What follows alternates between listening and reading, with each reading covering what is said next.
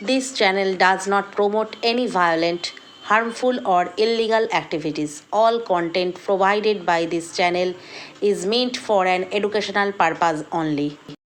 না হলে রক্তগঙ্গা বইয়ে দেবে। বাড়ির লোক বলেছিল তাড়াতাড়ি করতে, পেপার আসার জন্য দেরি হওয়ার জন্য ঘটনা একটু দেরি হয়েছিল। বাড়ির লোক থেকে প্রেসার করা হয়েছে। ওই দিন বিএম না হলে রক্তগঙ্গা বয়ে যাবে। এক্স কাউন্সিলর বলে একজন কেউ ছিলেন, নাম বলতে পারবো। এক্স কাউন্সিলর বলেছিলেন, ওনার বাড়ির বলেছিলেন, আমাকে বলেছিলেন, ওনার রিলেটিভ একজন, নট ব্লাড রিলেটেড, মেবি বাইরের লোক। আচ্ছা, বলেছিলেন পোস্টমর্টম ওই দিনই করতে হবে, ওই দিনই করতে হবে, ওই দিনই করতে হবে। মানে উনি কি এখানকার না ওই ওনাদের বাড়ির ওখানে? ওনাদের বাড়ির ওখানে এক্স কাউন্সিলর। ঠিক আছে, থ্যাংক ইউ। ওদিকে পানিহাটির তৃণমূল কাউন্সিলর সোমনাথ দে তিনি কি বলছেন আপনাদের শোনায়। পোস্টমর্টম যখন হয়েছিল, যখন হচ্ছিল, মানে পোস্টমর্টমে যখন বডি নিয়ে যাচ্ছিল বা ফাইনাল হয়েছিল, এটা তো আমাদের টেলিফোনে শোনা, কারণ আমরা তখন রাস্তায় ছিলাম, অন দা ওয়ে ছিলাম।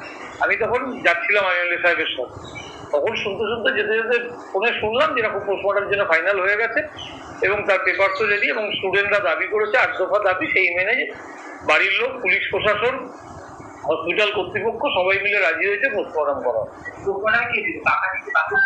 এবং পোস্টমর্টমে বাড়ির পক্ষ থেকে ছিল হচ্ছে, আমি যতটুকু শুনেছি, মানস দেব বলে একজন ছিল, আর তখন হসপিটালের সঞ্জীব মুখার্জি ছিলেন, আর তার মা বাবা ছিলেন। সঞ্জীব মুখার্জি পাশের বাড়ি, এবং কাকু বলে ডাকে, কাকু হিসাবে, এবং এক্স কাউন্সিলর তিনি ওই ওয়ার্ডে। উনি কি বলেছিলেন যে আপনাকে কোন ফোনটা? সঞ্জীব মুখার্জি তরফ থেকে পোস্টমর্টম কি হয়ে গেছে? না, হয়ে যায় বলেনি, ওই বলেছে 8 দফা দাবি মেনে পোস্টমর্টম, স্টুডেন্টদের 8 দফা দাবি মেনে পোস্টমর্টম ফাইনাল হয়েছে, এবং সেটা পোস্টমর্টম বডি যায়। উনি কি মানে এর আগে সিপিএম এর কোনো নেতা বা কাউন্সিলর? হ্যাঁ, উনি 2008 থেকে 13 সিপিএম এর কাউন্সিলর ছিলেন।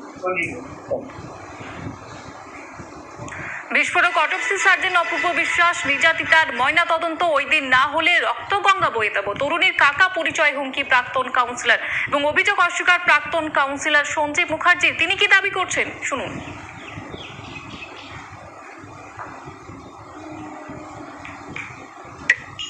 না, এরকম প্রশ্ন নেই। আমি ওখানে ছিলামই না, ময়না তদন্ত যখন হয় সেই সময় আমি ওখানে ছিলামই না। আমি ওপর থেকে কাগজপত্র নিয়ে এসে বডি যখন ময়না তদন্তে নিয়ে আমি আর মেয়েটির বাবা তখন তারা থানাতে ছিলাম, আমি ওখানে ছিলাম না। সিপিএম এক্স কাউন্সিলর কোথায় বলছে উনি লেখাক দেখাক, আমি ওখানে থেকে ছিলাম, ওনার সাথে যে আমার দেখা হয়েছে, কোথায় দেখা হলো? আমি তো ময়না তদন্তের সময় ছিলামই না। যখন ময়না তদন্ত হয় ওকে উপর থেকে নিয়ে আসে, নিচে যখন মর্গে নিয়ে যায় সেই সময় মর্গের বাইরে ওখানে দাঁড়িয়েছিলাম।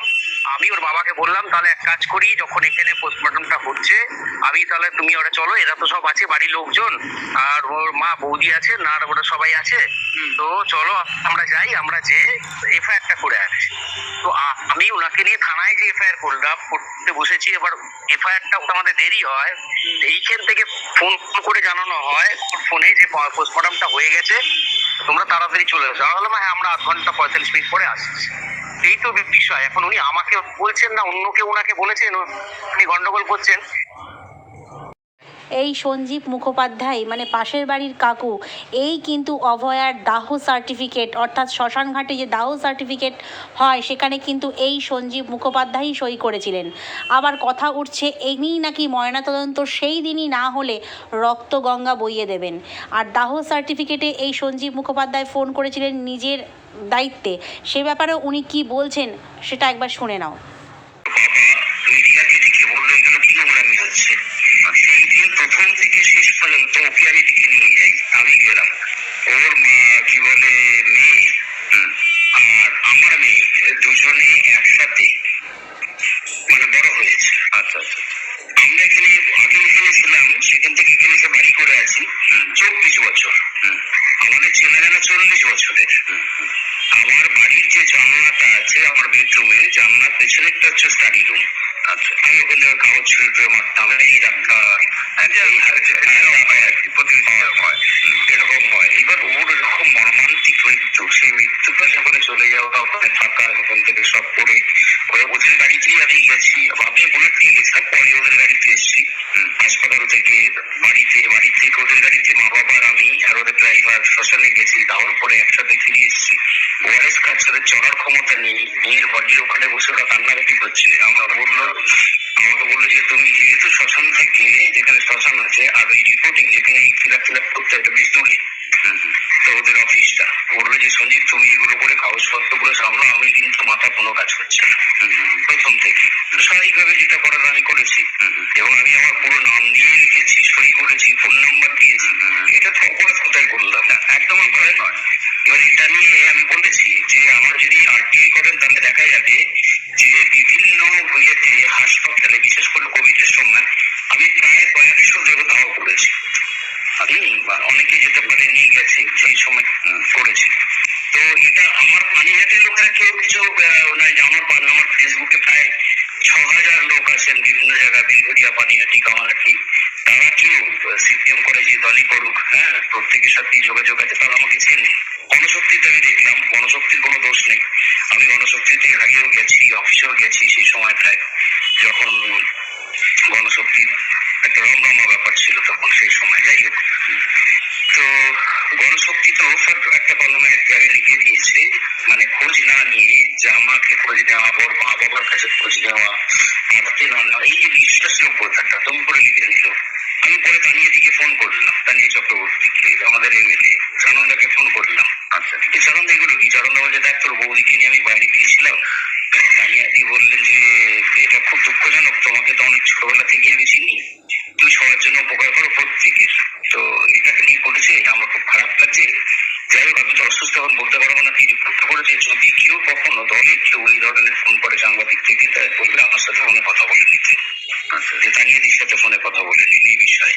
এটা তো গেল এর আগেরটা, যেদিন গণশক্তি বেরোলো। কিন্তু গতকাল পরশু থেকে যে দেখলাম আমি প্রস্তাব পাচ্ছি, লিখেছেন এক জায়গায় হাড়মাত, তারপরে এটা নিয়ে আমি হাড়মাত কি বাকি আমার যে ওই যে পুরো পানিহাটি, আবার যারা আমাকে চেনে জানা একটু পরিধিটা বেশি সমস্যা ব্যবহার করার জন্য, তো তাদের কাছে উনি কোন জায়গায় চলে গেলেন উনি নিজেও বুঝতে পারলেন না।